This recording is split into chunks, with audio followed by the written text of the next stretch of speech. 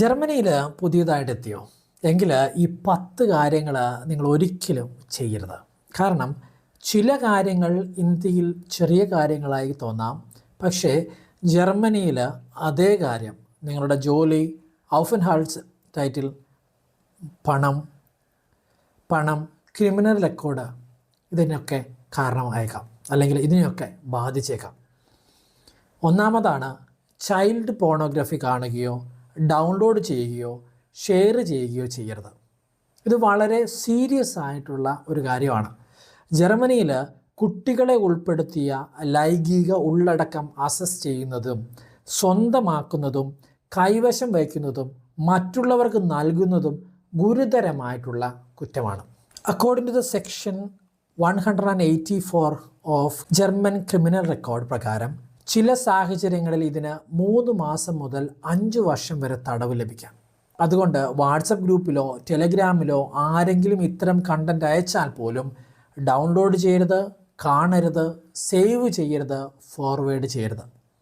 ഞാൻ വെറുതെ കണ്ടതാണ്, അല്ലെങ്കിൽ ഞാൻ ഈ വെബ്സൈറ്റിൽ പോയപ്പം കണ്ടതാണ്, അല്ലെങ്കിൽ ഓട്ടോമാറ്റിക്കായിട്ട് പോപ്പപ്പ് ആയിട്ട് വന്നതാണ് എന്നൊക്കെ പറഞ്ഞ് രക്ഷപ്പെടാമെന്ന് ഒരിക്കലും കരുതരുത്. നമ്പർ 2, ഷ്വാർസ് ആർബൈറ്റ് ചെയ്യരുത്, അഥവാ അൺഡിക്ലെയർഡ് വർക്ക്.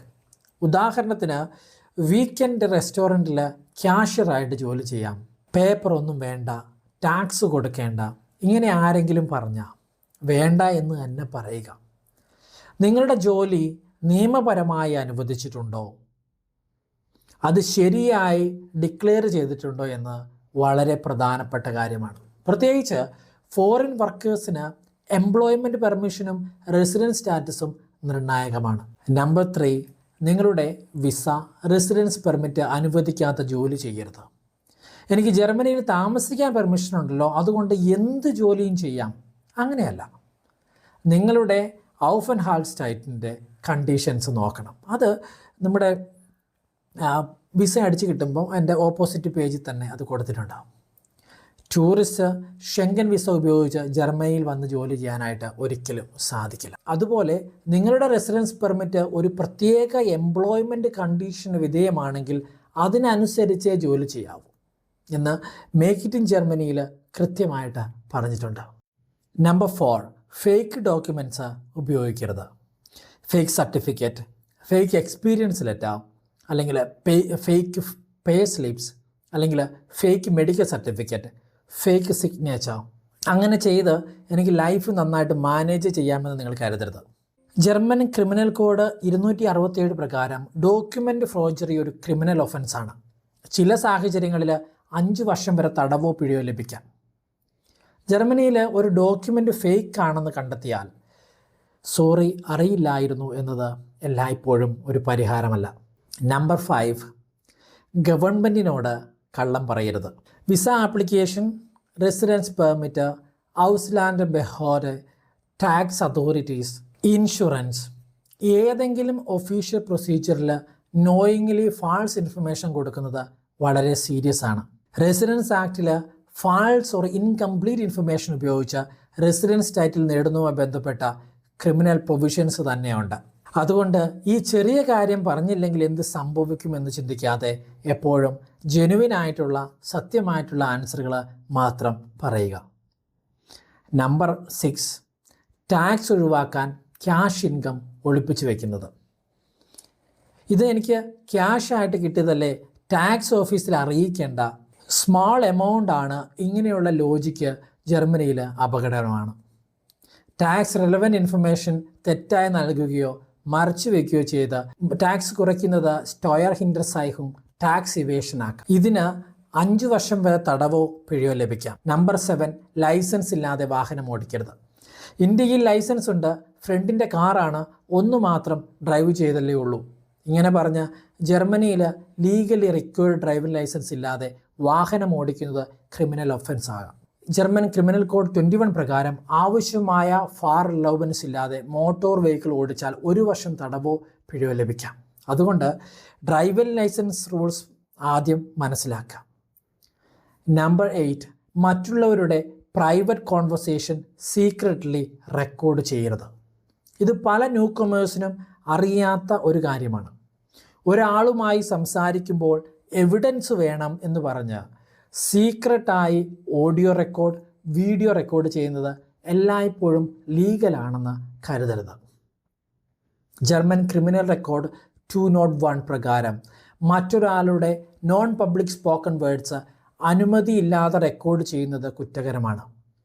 ചില സാഹചര്യങ്ങളിൽ 3 വർഷം വരെ തടവോ പിഴയോ ലഭിക്കാം. അതുകൊണ്ട് ജർമ്മനിയിൽ ഒരു ആർഗ്യുമെൻ്റ് ഉണ്ടായാൽ ഫോൺ എടുത്ത് സീക്രട്ട്ലി റെക്കോർഡ് തുടങ്ങുന്നതിന് മുമ്പ് 2 തവണ ചിന്തിക്കുക. നമ്പർ 9, ഇല്ലീഗൽ ഡ്രഗ്സ് ഒന്ന് ട്രൈ ചെയ്യാമെന്ന് കരുതരുത്. ജർമ്മനിയിലെ ചില സബ്സ്റ്റൻസിനെ കുറിച്ച് നിയമം മാറിയിട്ടുണ്ടെങ്കിലും എല്ലാ ഡ്രഗ്സും ലീഗലാണെന്നില്ല. നിയമപരമായി നിയന്ത്രിക്കപ്പെടുന്ന നാർക്കോട്ടിക് സബ്സ്റ്റൻസ് അനധികൃതമായി പ്രോസസ്സ് ചെയ്യുന്നതും അക്വയർ ചെയ്യുന്നതും കുറ്റകരമാണ്. അതിനാൽ ജർമ്മനിയിൽ എത്തിയ ശേഷം ഇവിടെ എല്ലാം ലീഗലാണ് എന്ന വാട്സപ്പ് നോളജിനെ വിശ്വസിക്കരുത്. നിയമം എന്താണെന്ന് പറയുന്നതെന്ന് നോക്കിയിട്ട് വേണം ഇങ്ങനെയുള്ള കലാപരിപാടികൾക്ക് ഇറങ്ങിത്തിരിക്കാൻ. നമ്പർ 10, ജർമ്മനിയിൽ എത്തിയ ശേഷം ഇവിടെ ആരും നോക്കില്ല എന്ന ആറ്റിറ്റ്യൂഡ് എടുക്കരുത്. ഇതാണ് ഏറ്റവും ഇമ്പോർട്ടൻറ്റ്.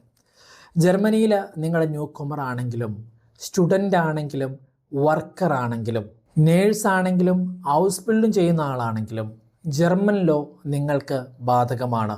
നിങ്ങൾ ആ രാജ്യത്ത് നിൽക്കുന്നിടത്തോളം കാലം ഒരു ചെറിയ നിയമലംഘനം പോലും പിന്നീട് നിങ്ങളുടെ residence status, employment, professional career എന്നിവയെ ബാധിക്കാവുന്ന സാഹചര്യം ഉണ്ടാക്കാം.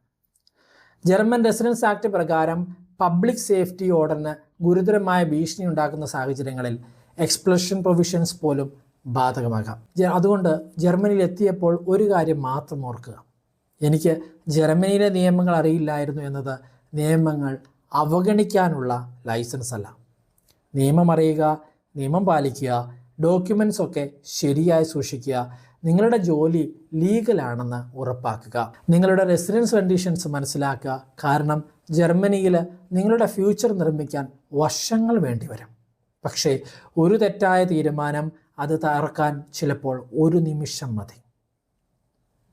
ഞാൻ എപ്പോഴും പറയാറുള്ളത്, നിങ്ങളൊരു പ്രശ്നത്തിൽ വന്നു കിടന്നാൽ മലയാളികൾ പോലും നിങ്ങളെ സഹായിക്കാനായിട്ട് കോർട്ടിലേക്കോ പോലീസ് സ്റ്റേഷനിലേക്കോ വരുമെന്ന് നിങ്ങൾ കരുതരുത്. അങ്ങനെ ചിലപ്പോൾ വരുമായിരിക്കാം. പക്ഷേ നിങ്ങൾ ആലോചിക്കേണ്ട കാര്യം, എല്ലാവരും സർവൈവലിന് വേണ്ടി ജർമ്മനി വന്നവരാണ്. എല്ലാവർക്കും ഫാമിലിയുണ്ട്. അതുകൊണ്ട് മറ്റുള്ള ആളുടെ പ്രശ്നങ്ങളിലേക്ക് അവിടെ വന്ന് നിങ്ങളെ സഹായിക്കും. ഇങ്ങനത്തെ പ്രശ്നങ്ങൾ, നൂലാമനുകളിലേക്ക് അവരും കൂടി ഇറങ്ങി വരുമെന്ന് നിങ്ങൾ കരുതരുത്.